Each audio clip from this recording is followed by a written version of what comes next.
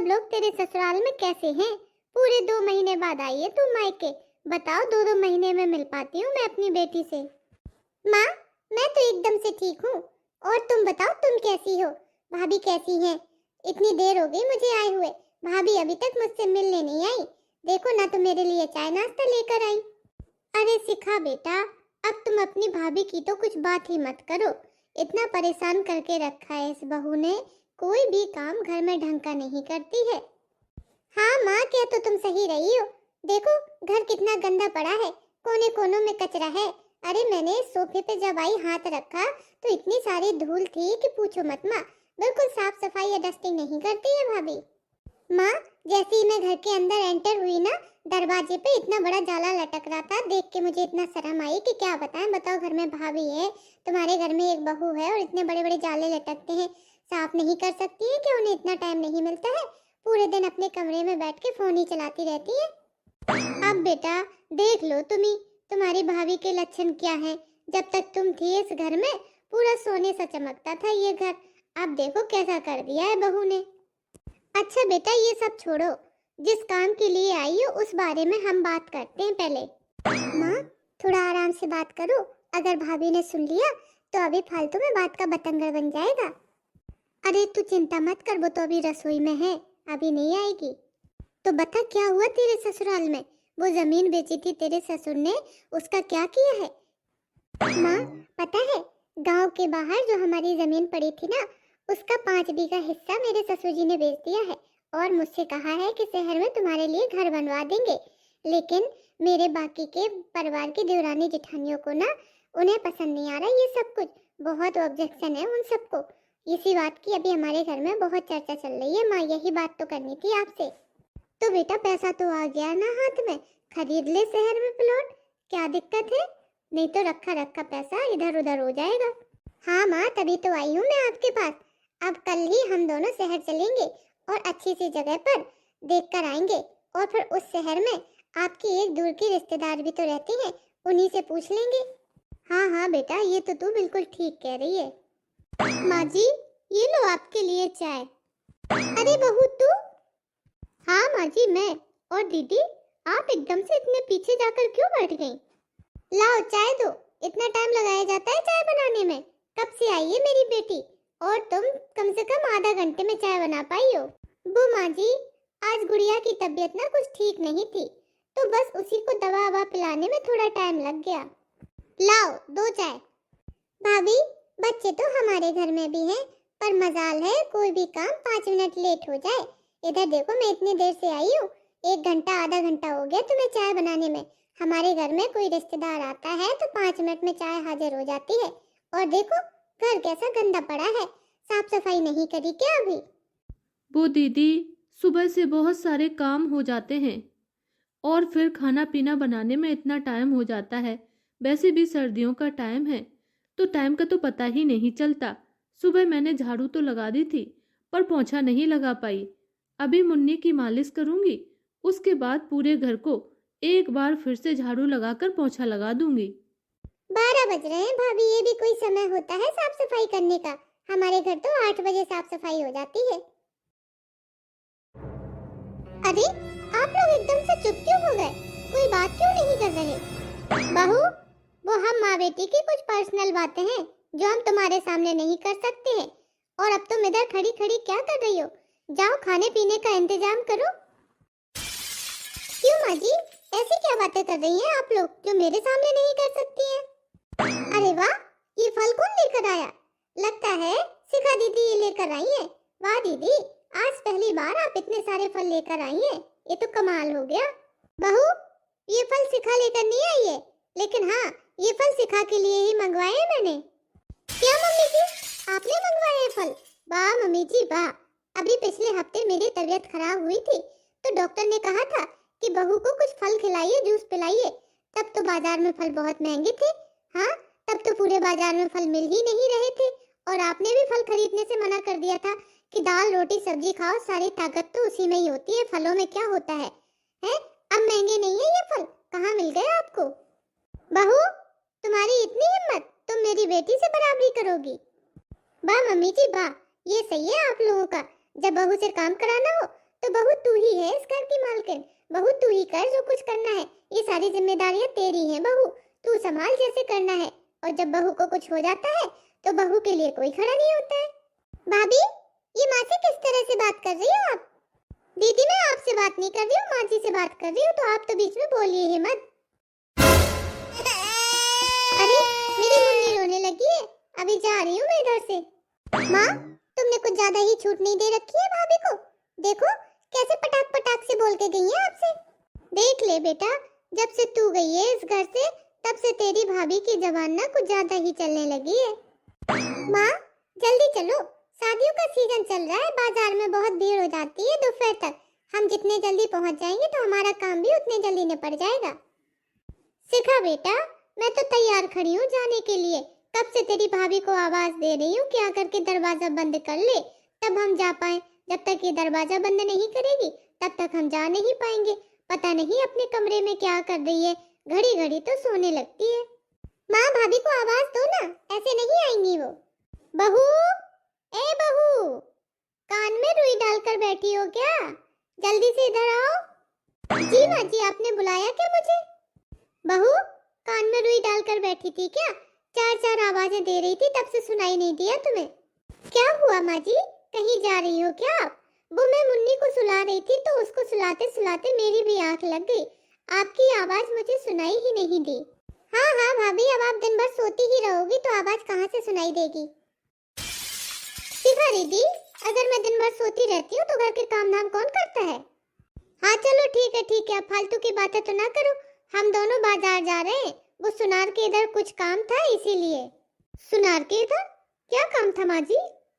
बहू, वो मेरी अंगूठी कितने दिनों से टूटी पड़ी है, उसी को सुधरवाने जा रही हूँ अपनी बेटी के साथ। अब मेरी बेटी आई है तो सारे मेरे जो आधे अधूरे काम पड़े हैं पूरे हो जाएंगे। एक बेटी तो है जो मेरे सारे काम करवाती है। अच्छा माँ जी, आपकी अंगूठी टूटी पड़ी थी, फिर आपने मुझसे क्यों नहीं कहा? मैं चल पड़ती सुनार के इधर और आपकी अंगूठी ठीक करवा देती। अब आप मुझे कुछ बताती है नहीं, अपनी बेटी का इंतजार करती है इन सारे कामों के लिए और फिर कहती हो कि मैंने कुछ कराया नहीं। माँ, ए माँ, अब जल्दी से चलो, देर ना करो वरना बाजार में भीड़ हो जाएगी और कहीं ऐसा ना हो कि बातों बातों में आप भाभी को ये बात बता दो कि अपनी अंगूठी ठीक कराने के साथ साथ आप मुझे भी एक नई सोने की अंगूठी दिलाने जा रही हो। ज्यादा बातें मत करो, नहीं तो निकल जाए मुंह से। हाँ बेटा, तू सही कह रही है, चल चल चलते हैं। क्या दीदी, क्या खुसुर पुसुर कर रही हो? जरा तेज बोलो, मैं भी तो सुनूं। भाभी, वो मेरी और माँ की कुछ पर्सनल बातें हैं, तुम्हें बताने की जरूरत नहीं है। अरे शिखा बेटा, मुझे एक बात और याद आई है, तेरी पसंद बहुत अच्छी है। जब से तेरी शादी हुई है इस घर में पेंट नहीं हुआ है, तो एक काम करना, तू अपने पसंद का कलर बता जाना, मैं पूरे हॉल में पूरे कमरों में वही कलर करवा दूंगी। हाँ हाँ माँ, मैं ये सोच ही रही थी कि ये रंग कितना पुराना हो गया है और साथ ही साथ ये पर्दे भी कितने पुराने पड़े हैं। चलो बाजार में मैं तुम्हारे लिए कुछ नए पर्दे भी पसंद करवा दूंगी। माँ जी और दीदी मेरे साथ हमेशा ऐसा ही करती हैं। घर की जिम्मेदारियों को संभालने के लिए बहू है, घर के काम करने के लिए बहू है। जितने भी काम करने हैं, झाड़ू पोछा बर्तन खाना साफ सफाई सबका ख्याल रखना, ये सब कुछ बहू का काम है।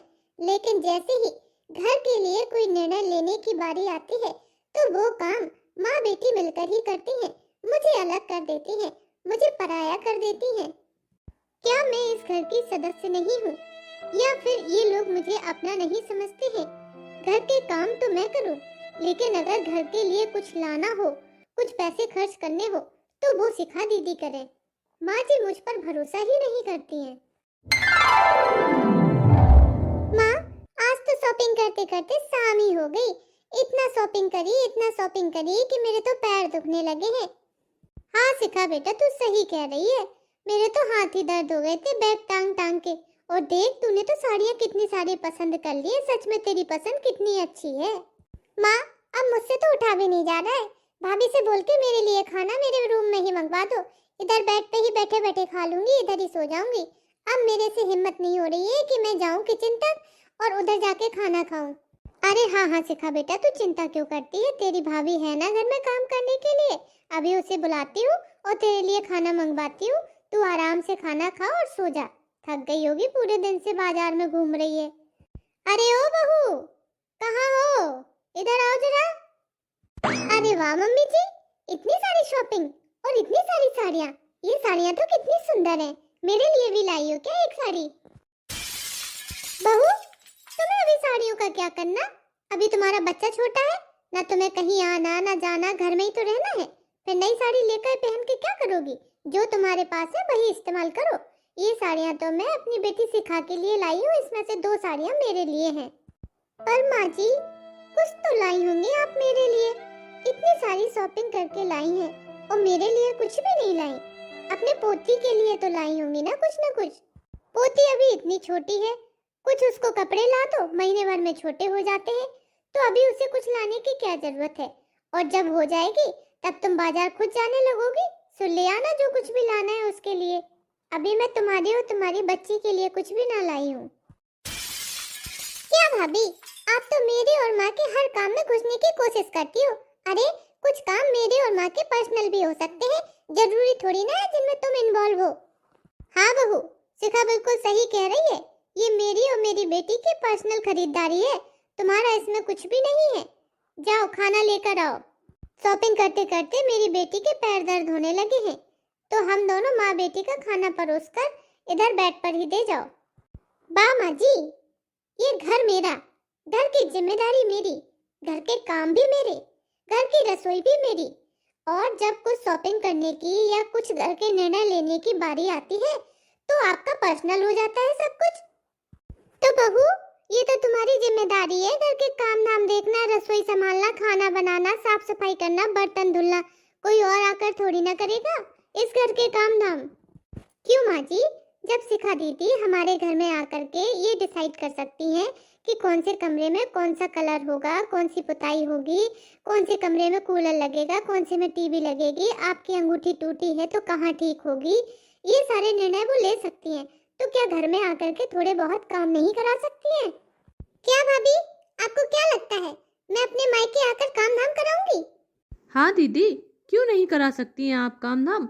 अरे जरूरत थी अभी तो आपके काम धाम की, तब तो आप आई नहीं। महीने 2 महीने पहले मुझे बच्चा हुआ था, कितना बुला बुला के रह गए कि आ जाओ दीदी, घर में जरूरत है, तब तो आई नहीं आप हमारे काम के लिए। लेकिन अब जब सब कुछ ठीक हो गया, मैं रसोई संभालने लग गई तो फट से आ गई हूँ। तो क्या चाहती हो मेरी बेटी अपने मायके भी ना आए? अरे माँ जी, मैंने ऐसा कहाँ कहा है कि मायके ना आए, लेकिन हाँ, अगर मायके में बात बात पर बोलेंगी, ये बात बात पर अपने डिसीजन थोपेंगी और मुझे पराया करेंगी, तो ये बात मुझसे बर्दाश्त नहीं होगी।